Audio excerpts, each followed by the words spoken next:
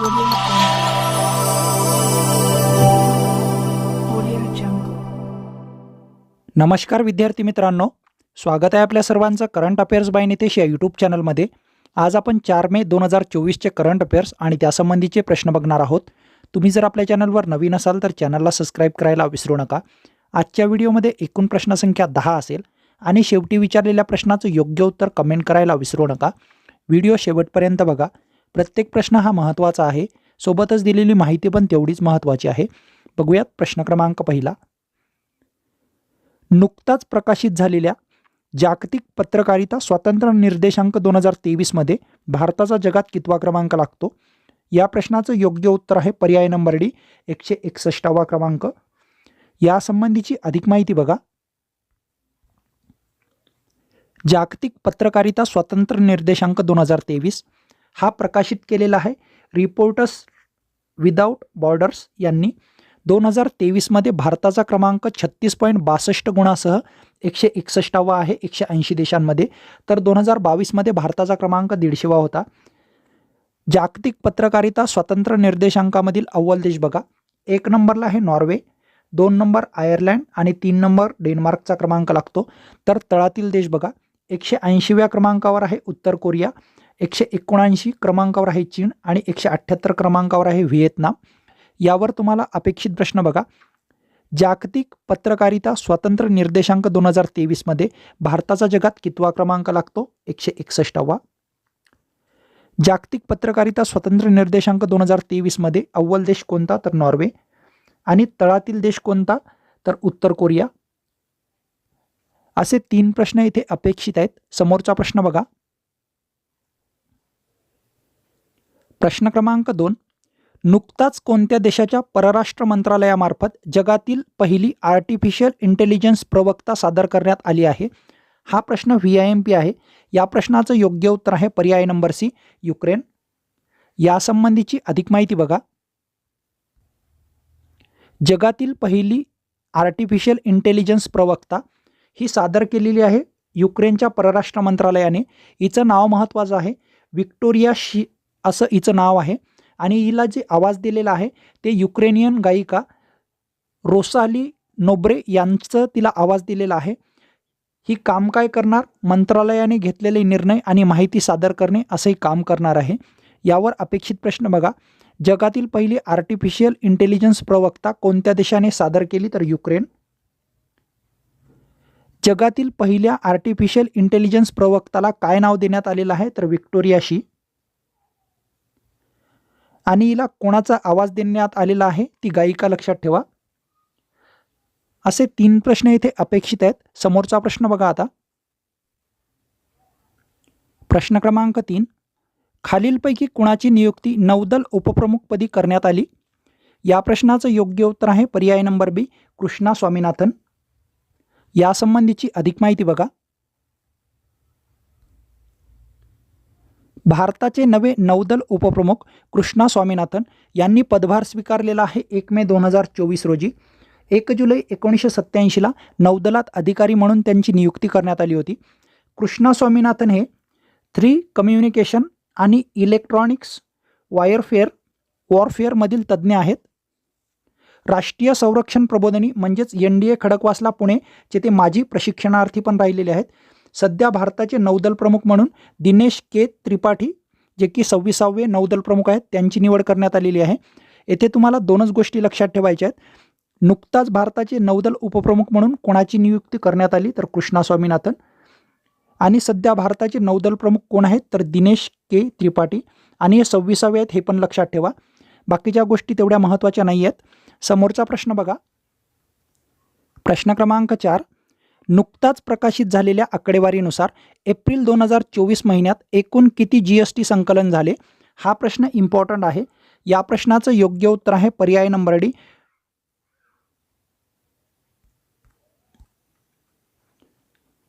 2.10 लाख कोटी रुपये।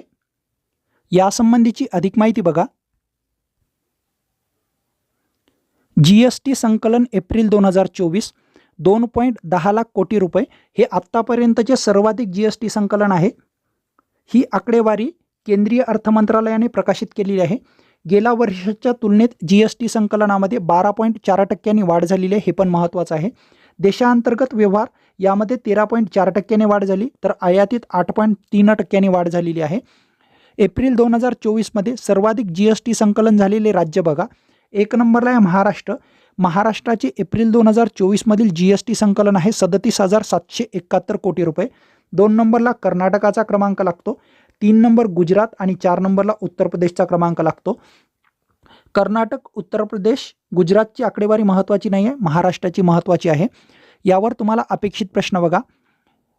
GST संकलन एप्रिल 2024मध्ये जे की आत्तापर्यंतचे सर्वाधिक GST संकलन होते, हे किती झालेले आहेत? हा आकडा महत्त्वाचा आहे, हा आकडा लक्षात ठेवा. किंवा तुम्हाला हाच प्रश्न फिरवून कशा स्वरूपात येऊ शकतो बघा. आत्तापर्यंतचे सर्वाधिक GST संकलन 2.10 लाख कोटी रुपये कोणत्या महिन्यात नोंदवले गेले? तर एप्रिल 2024.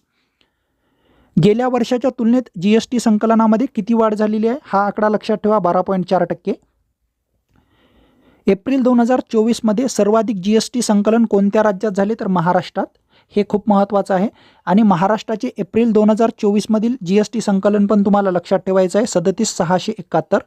असे 4 प्रश्न इथे अपेक्षित आहेत. समोरचा प्रश्न बघा. प्रश्न क्रमांक 5. नुकताच निधन झालेले पॉल ऑस्टर कोणत्या क्षेत्राशी संबंधित होते? या प्रश्नाचं योग्य उत्तर आहे पर्याय नंबर ए, लेखक होते ते. त्यांच्या संबंधीची अधिक माहिती बघा. पॉल ऑस्टर यांचं क्षेत्र आहे लेखक. यांचं निधन 30 एप्रिल 2024ला झालेलं आहे. त्यांचा जन्म 1947ला झाला होता. ठिकाण आहे न्यू जर्सी, अमेरिका. यांच्या लघु कादंबऱ्या बघा. City of glass, ghost, the locked room अशा त्यांच्या लघु कादंबऱ्या आहेत. आणि त्यांची एक प्रसिद्ध कादंबरी आहे 4321. यांच्यावरचे अपेक्षित प्रश्न बघा. नुकताच निधन झालेले पॉल ऑस्टर कोणत्या क्षेत्राशी संबंधित आहेत? तर लेखक. नुकताच निधन झालेले पॉल ऑस्टर हे कोणत्या देशाचे रहिवासी होते? तर अमेरिकेचे. किंवा त्यांचा जन्म कोणत्या देशात झाला असा एक प्रश्न येऊ शकतो. किंवा या लघु कादंबऱ्या आणि कादंबऱ्या देतील आणि याचे लेखक कोण आहेत असा एक प्रश्न येऊ शकतो. असे 3 प्रश्न यांच्यावर अपेक्षित आहेत. समोरचा प्रश्न बघा. प्रश्न क्रमांक 6. खालीलपैकी कोणत्या तारखेला भारतात विंडफॉल कर प्रणाली लागू करण्यात आली? या प्रश्नाचं योग्य उत्तर आहे पर्याय नंबर बी, 1 जुलै 2022. यासंबंधीची अधिक माहिती बघा. विंडफॉल कर हा लागू झालेला आहे 1 जुलै 2022ला. विंडफॉल कर कशाला म्हणतात ते बघा.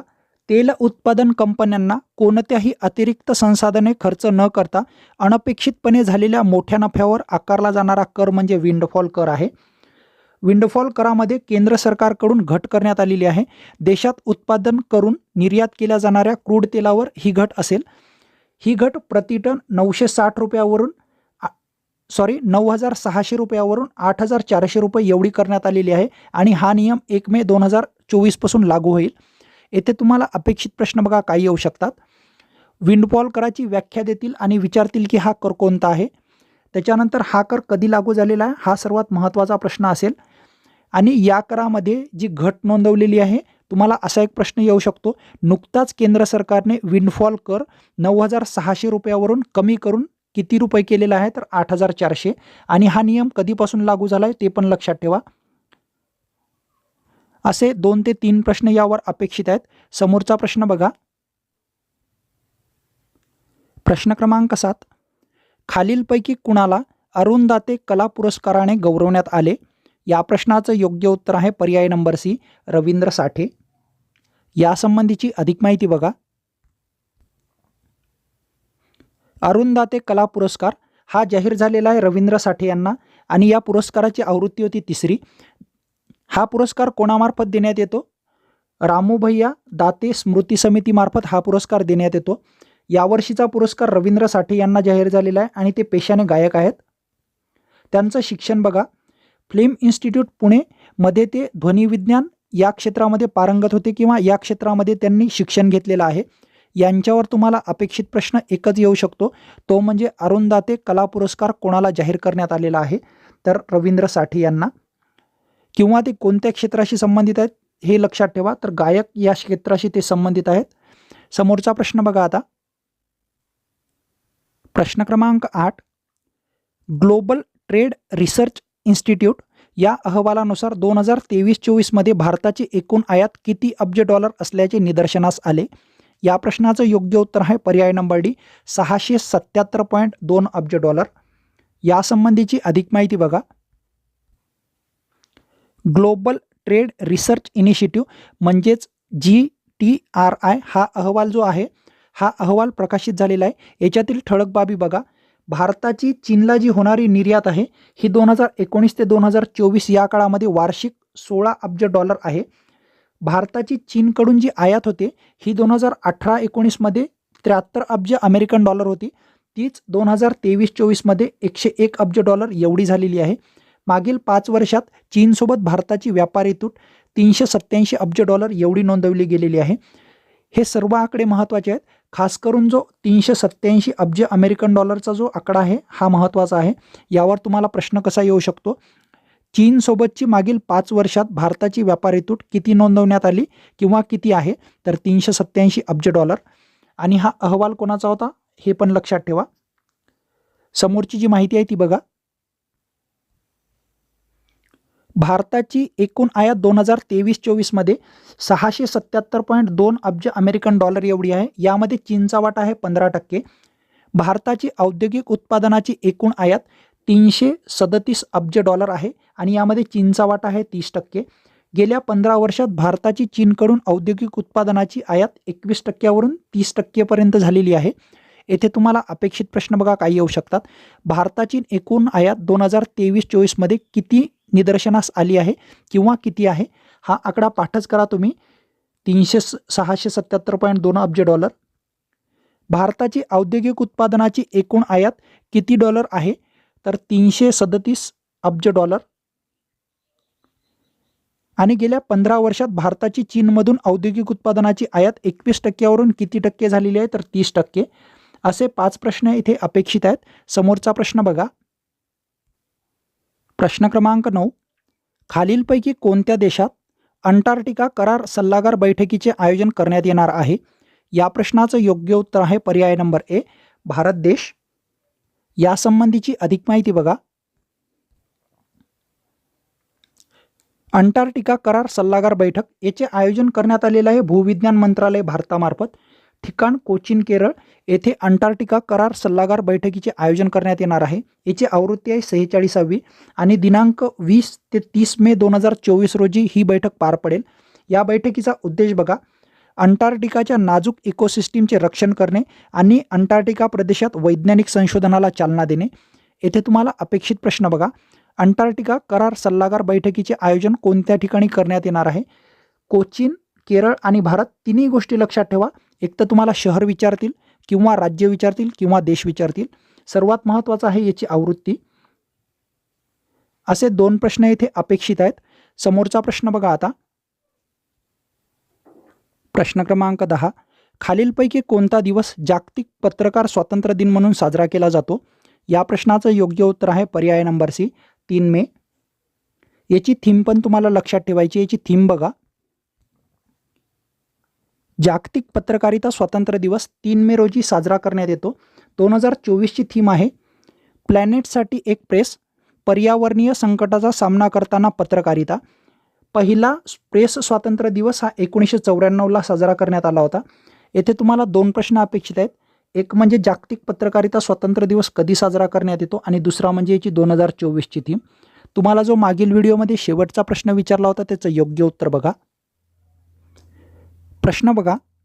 भारत सरकारने LGBTQ+ समुदायांच्या कल्याणासाठी कुणाच्या अध्यक्षतेखाली समिती स्थापन केली आहे? या प्रश्नाचं योग्य उत्तर आहे पर्याय नंबर बी राजीव गौबा. आणि तुमच्यासाठीचा आजचा प्रश्न बघा. आजचा प्रश्न. हा प्रश्न घेण्याच्या पहिले जो 5 मे 2024च्या करंट अफेअर्स संबंधीचा व्हिडिओ आहे हा व्हिडिओ करेक्ट 3 PM अपलोड करण्यात येईल. हा प्रश्न बघा. देशातील पहिल्या संविधान उद्यानाचे उद्घाटन कुणाच्या हस्ते करण्यात आले? या प्रश्नाचं योग्य उत्तर कमेंट करायला विसरू नका. व्हिडिओ आवडल्यास व्हिडिओला लाईक करा. चॅनलवर नवीन असाल तर चॅनलला सबस्क्राईबही करू शकता.